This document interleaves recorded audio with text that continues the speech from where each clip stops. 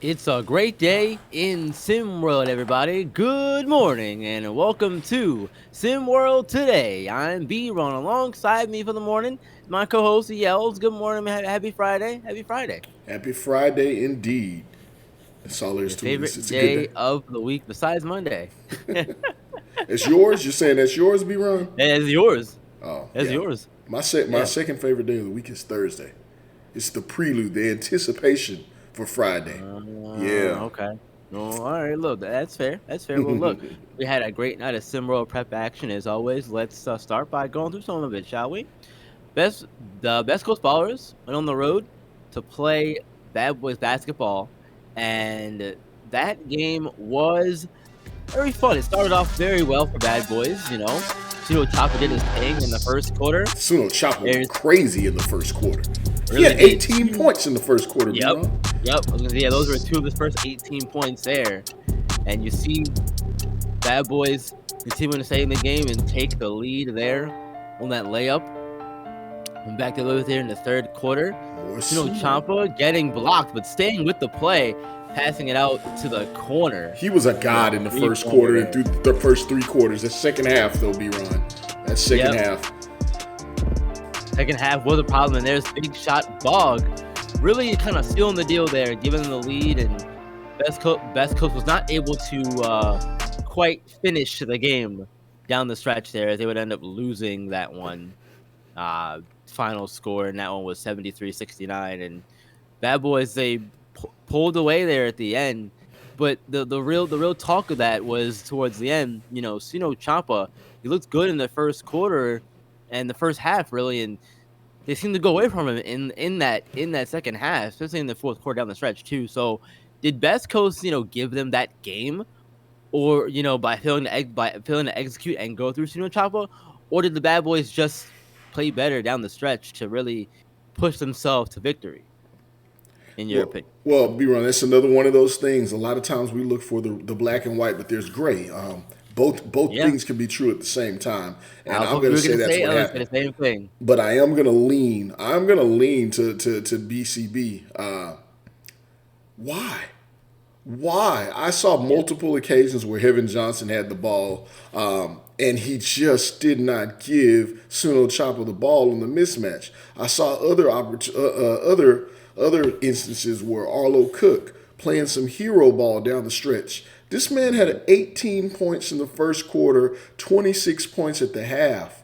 I didn't count the touches after that. He ended the game with 28 points. And not because Right. he wasn't playing well, they just stopped going to him. He had a mismatch on whoever was guarding him. He was taking Bogus to the bank, to the cleaners, to the dryers, and Yeah, it was everything else.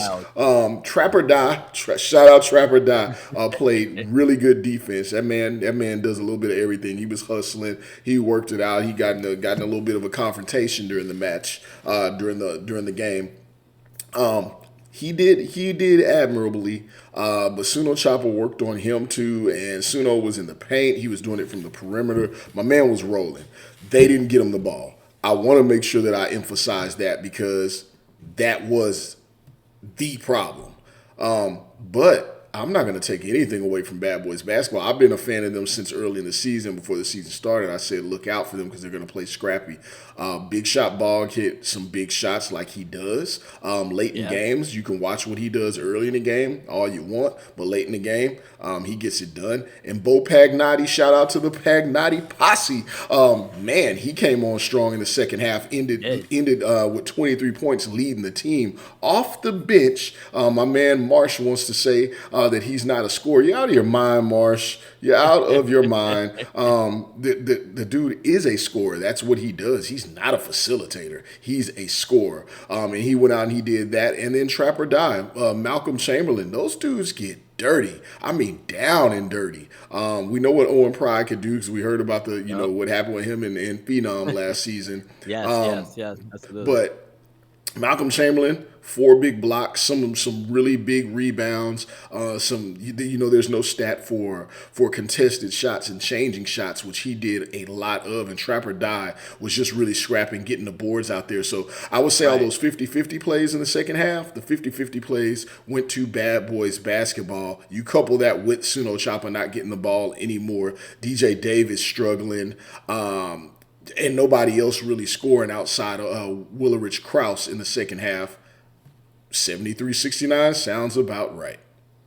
Yeah, no, look, I was hoping you were gonna lead with that because that's one of my famous things. Two things can be true at the same time, and that's what happened here, unfortunately, for Best Coast. But one of the things you have to remember too is that these are all 15, 17-year-old kids, and sometimes they do things a little bit differently, and they want to go out and maybe again do their own thing versus doing the right thing. And that's possibly what happened on the stretch in those situations where you have you mentioned guys like Arlo Cook and Heaven Johnson not getting sooner the ball. You know, in those moments they felt like they wanted to do their own thing. It was the wrong thing to do, but they felt like they wanted to do their own thing. And unfortunately, those things cost them down the stretch. Those are the kinds of decisions that will improve and come with time as you age and get better and get more comfortable. Not playing within a team and remembering that it's not all about me all the time. Not to say that that's what was going on in the situation here, but that's what it looked like. You know, but credit where it's due. Bad Boys, they hung around. They were able to come back and take the lead, and eventually, like I said, finish the job because it's one thing to say, hey, we didn't get the ball to Suno Chapa, and he didn't score enough. But it's also on the other end of that, you could say that the other guys on the team all on Best Coast also didn't do their parts as well, and do what they needed to do to continue going forward and winning the game. Because what would have happened if you got the ball to Suno and he didn't score? Then what? Whole other content, whole other talk we're having now. Yeah, So for sure. so you can't, like you said, you can't look at it as a black and white situation because it's not. There's always shades of gray in there.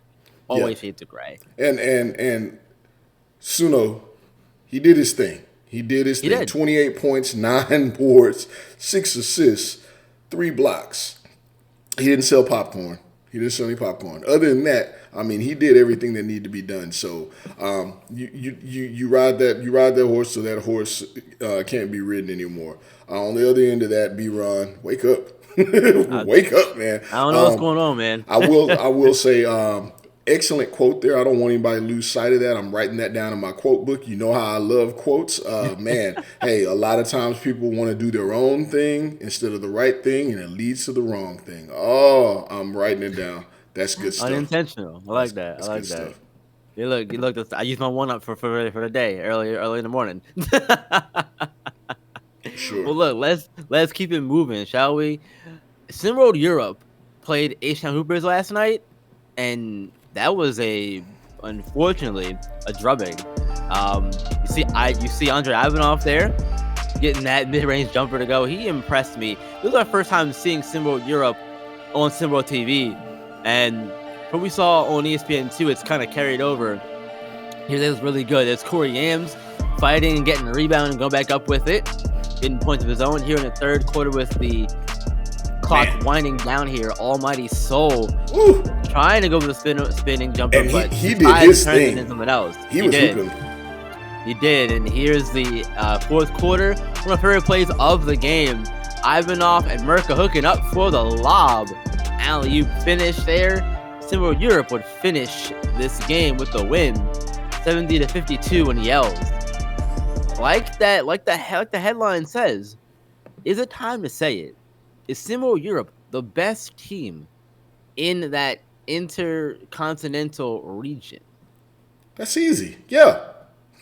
Record says it all. Yes, they are the number one team out there in the international region. I think the better question is just how good are they on the global scene? They are.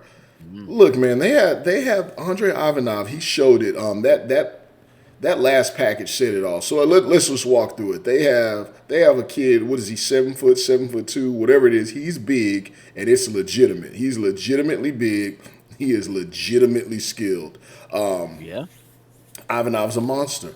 They have a kid coming off the bench that's 15, 16 years old, that's 6'10", looks like he's about 7 feet. Incredibly skilled in Suslav.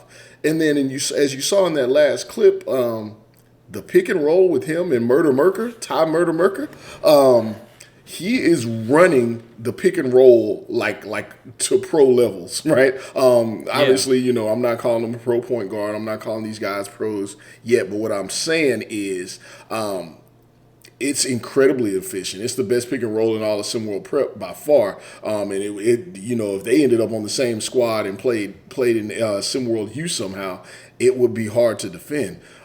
Yeah. They have all the pieces. Then you get outside of that, they have guys that are knocking down jumpers. They are playing a committed, direct style of basketball night in and night out from what we've seen. It's been effective. They haven't changed it.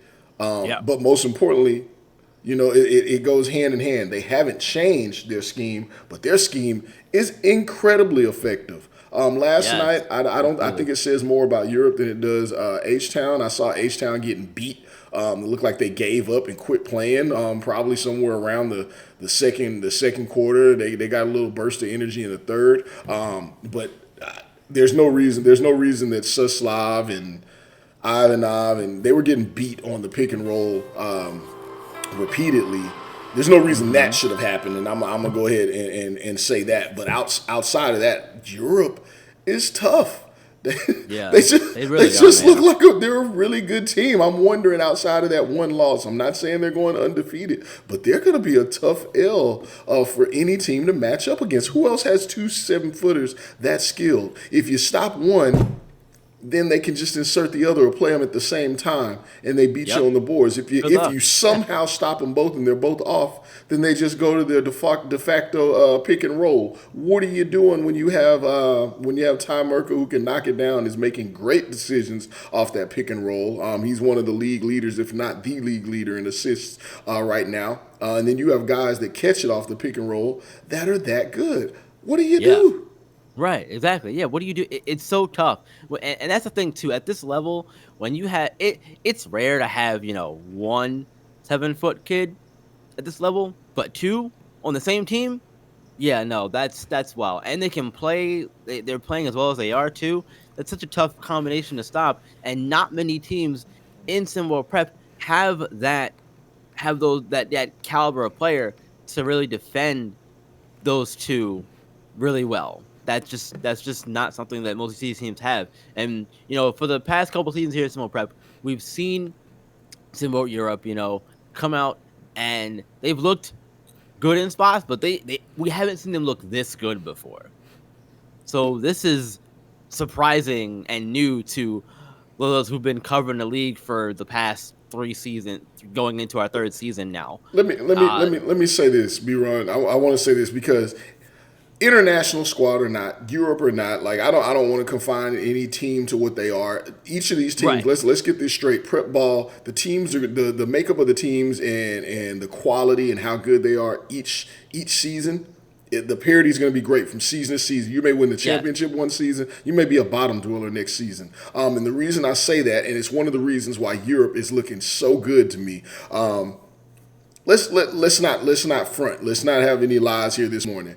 AAU basketball, prep level basketball, coaching matters, but skill matters abundantly. You have a great player, you could be a terrible coach. That player is going to go out there and win at this level because of how basketball is played at the prep level. The coaching is really just kind of getting them in the right position, but skill is going to be skill. You get them the ball, those kids are going to go out there and they're going to do what they're going to do at this level. So it's rare when you have a coach that is really locked in with the scheme and you have that level of skill and size. They have all 3 working for them. That's not something. This is something you see on the pro level where it's tough to stop this team because they have all the things that you need clicking on all cylinders. That's pro level. When you play in college, you're like, okay, we watch out for this scheme. You play at AAU level, you're like, watch out for this player. You play at the pro level, at the elite levels, you're like scheme, strategy, size, skill. All the S's are there. And they have it right now at a prep level. Exactly. Coach Dmitry Kostov has it rolling over there, and again, this is the best that SimWorld Europe has looked in, again, the last three in entering third season here at SimWorld Prep. I mean, it's amazing to see them play this well. And there's some players over there on SimWorld Europe who've made it known that they feel like people are sleeping on the team and that kind of stuff. And I don't think that's the case, especially not now. You I'm guys not have sleeping on. Look at my eyes. Roll them. Roll them. yeah. I'm not sleeping. I'm wide awake. I'm You wide guys awake on certainly you. done your part to make sure that if they're not paying attention before, we're paying attention now, right? At least. So look, they got to keep it rolling though, best of the way going forward, and we're gonna keep rolling here into our final topic of the show here. Gotham 5, man. They played last night against Beyond the Arch, and the sky is still falling for Gotham. It seems like it's a shame, really. But good game here for one team. As we see a dominant slam there off of the rebound missed free throw, and here's Gotham 5 trying to get something going with the reverse slam there, but all of it was for naught, as Beyond the Arch came in and blew the doors off of Gotham at home. 84-68. Gotham had to, the reports they were leaving on the subway, early because, they were like, let's get out of here. Let's get out of here. It was awful for Gotham last night. I'm sorry, it was. Also, looking at the box score too, they only already scored 9 points in the fourth quarter, and still managed to win the game by a very comfortable margin. Does that spell quit for you? What does that spell? That's Come on, nice guy. If Gotham scored 20 points in the fourth quarter, BTA scored 9 points in the fourth, and somehow managed to win by a comfortable margin, there's no way you can tell me that there wasn't some sort of quit moment at some point in the game. 31 for Gotham 5. There's BTA no way. Came out and scored 31 in the first quarter. I don't know if we've seen that many points in the first quarter so far this season. I had to go back and dig through it. Something's wrong out there. Something's wrong. We like to make a lot of excuses for a lot of stuff. 1-5. Gotham has actually struggled for a couple of seasons. You know what I want to see? I'm going to just go out there and say it because I haven't seen it. They're not big. They don't have a lot of size. Mugen Williams is a dog. He's doing his part. Majir Williams, really good player. I don't know if he's getting enough shine. There's a lot of kids on that team. Go out there, run a press. Speed the game up. Do something. Just don't sit there and get pounded into submission the way that you have been. Because that's what I'm seeing is they just go out there and they just get beat down. They're outsized and they're not outclassed. So what is the problem? What is the problem? And, to bring it to another direction here, Coach Mula came in with a lot of fanfare around him, a lot of positive things to say. Friend of the show. We had him on the show. We had him on the show. He can't like things to say, and he's saying all the right things. But on the court, something's not working. I'm not gonna sit here and try to blame one or the other. And I'm not calling for him to lose his job either. Because we don't want to see that for anybody, but at some point something has to give. You have to put the blame on somebody, and is coaching the problem or is lack of talent? And I think I don't want to lean one way or the other. No, of course you don't, B-Ron. Of course you don't. But hang on. but I'm gonna have to lean towards coaching here in this situation. And I say that because we know how important coaching is here at the prep level. You don't get to be a guy like Bellardi, a guy like Brett Lee, or Dodge, even right. I was getting there. Yeah, even a woman like Coach Dodge was her caliber of team success that they've had without being active and involved and engaged. And I'm not saying that Coach Mula is not any of those things, but there might need to be a ramping up of engagement, of activity, to get yourself more involved and more invested in this team, because they need you. They're struggling, and it starts with the coaching. And coaches coach. They can only do so much, and the players go out and play on the court for sure. But something has to give, and it has to start somewhere. And I think that at the prep level, the coaching is where that starts and ends for me. I'll tell you, our most successful teams, at least from what I've seen this season, are the coaches are the most locked in with their teams, and I'm just saying it because I'm looking at Lakeshore driver Zonte Vance, coach owner.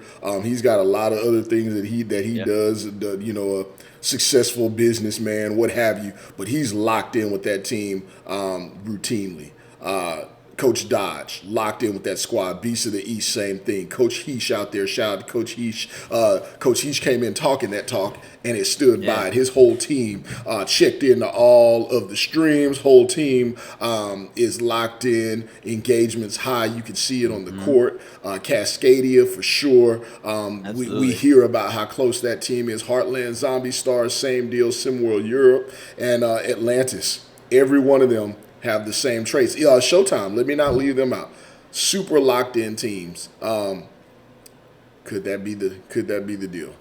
Who knows? All we do know is we can make a lot of excuses or we can say a lot of different things and try and let people off the hook. They're 1-5, man. It's not a good look out there in Gotham right No, now. it's I not. don't think that we It's not. expected them to be top of the league this year because, like I said, they are undersized. They have some challenges Yeah. out there. And Coach Mula did come in late. I want to give him that. But when you have a late start to something, what you got to do, B-Ron, you got to accelerate it. You got to move a little more Yeah. quickly to get up to speed. So we'll see what happens. We still got, 25 games There's left this season. So yeah, there's a there's lot of plenty of games season to left, turn it but around. yeesh. Yeah, there is. Yeah, yeah. And you mentioned the word that stuck out to me there that you used was excuses.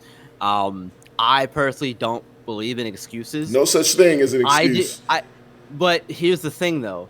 There are no excuses. There are only reasons for what happened.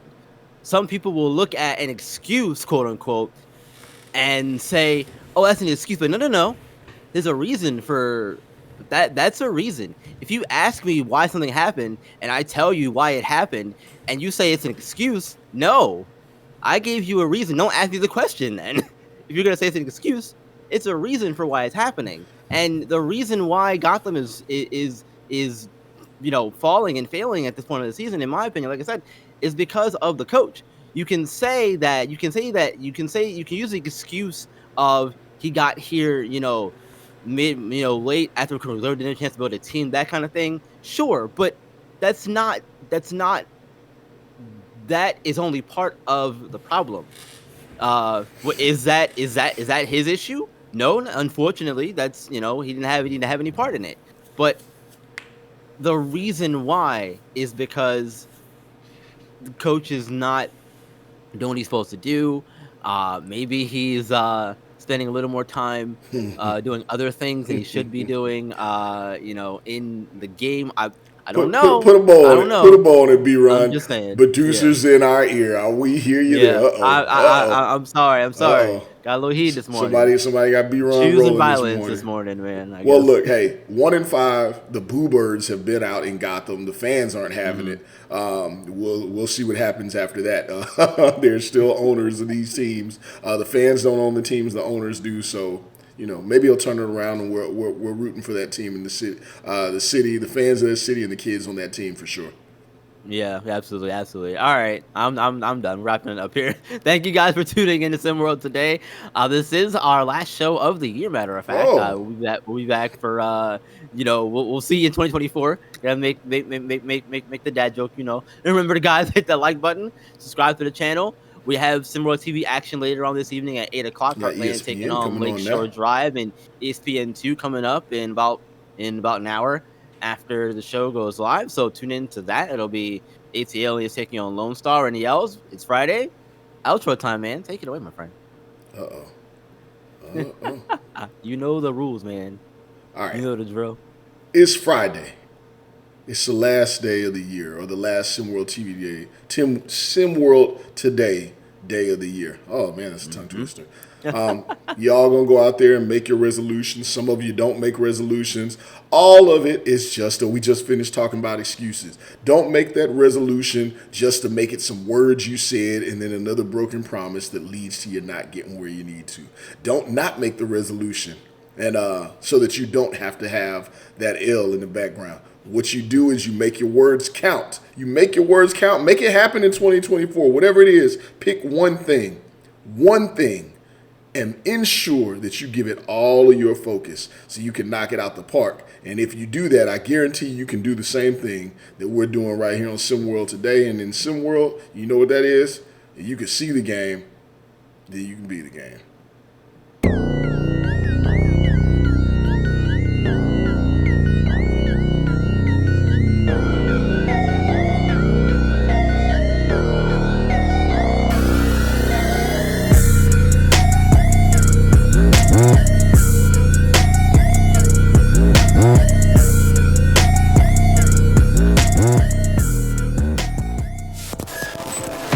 This has been a presentation